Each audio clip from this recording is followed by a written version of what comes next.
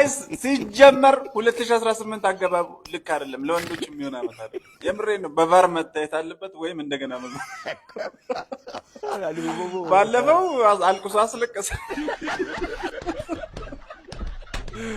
እንዴ ማውነስ እቺ ጋር ወንዶች በትንሹ ፔሪድ ያያሉ ስትል እንግዲህ በምስሉ ላይ የምትመለከቷት ዶክተር ማኪ ተናግራለች። ወንዶች ፔሪድ ያያሉ አለች። ዝም አለ። ይኸው ደግሞ ሚስቱ ተደብድቦ ተገርፎ ብቻ የሆነ ልክ ያልሆነ ነገር አለ። እኔ የለሁበትም። ለማንኛውም ቪዲዮን አሳይቻችሁ ልመለስና ኮሜንት እናነባለን። የትም እንዳትሄዱ። ስለምደበድበ ነው ውጭ ትደበድበኛለች። አሁን በቅርቡ ይኸው ፈንግታኛለች። ስለዚህ ስለምደበድበ ነው ውጭ ያደርካለሁ። አዎ ስለምደበድበኝ እንደገና የሰው መኪና ስፖርት ነው የሚይዘው። ስፖርት ማለት በሳምንቱ ለ3 ቀን እሰራለሁ። ከተቀያየረ ከልጆች ጋር ስሰራ ያን ይዤ የመጣሁትን ብር አላገኘሁም። ቤት ውስጥ ይዤ አልገባም። ቤት ውስጥ ራሱ ይዤ ስመጣ ወስታብኝ ከሰው ጋር ጣላኛለች። ብዙ ጊዜ ጥላት ወደ ቤተሰቦች አትደ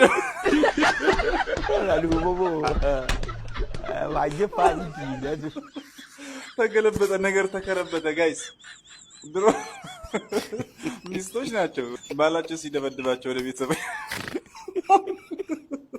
ለምንድን ነው የመጣው ስትባል ሚስት ይደብዳል።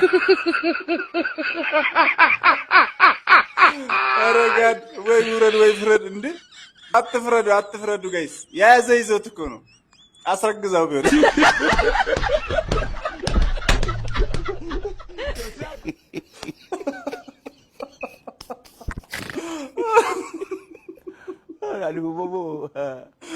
ልጄም ብሎ ነው። ይሄን ደግሞ ወንዶችና ህፃናት ከሰሳት አራታውኝ ለምንድን ነው ግን ያለው? የምር አሁን ያለው የድሮ ሴቶችና ህፃናት ፈርሶ ወንዶችና ህፃናት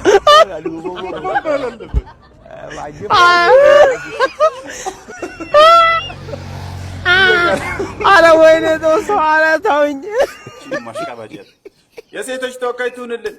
እንደ ሀገር ነው ይፈራንብሽ። ወንዶች ዘመን አበቃ ማለት ወይኔ በላችሁ እናንተ። ኮሜንት ላይ የሚያሸበሽኩ ሴቶች እንዳለሽ እቺ ደግሞ ንቀት ነው። በርበሬ ያላጠረችው በጣም አፈላችሁ። የሶስት መላጣ ልጆች እኔ በእኔ በኩል ያለችውን እንደዚህ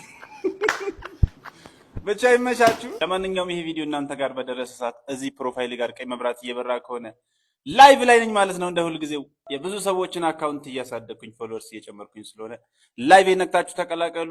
ከዛ በፊት ቪዲዮ ላይክ፣ ሼር፣ ኮፒ ሊንክ ማድረጋችሁ እንደ መስፈርት ይቆጠራል። ቴንክ ዩ ሶ ማች። መልካም እድል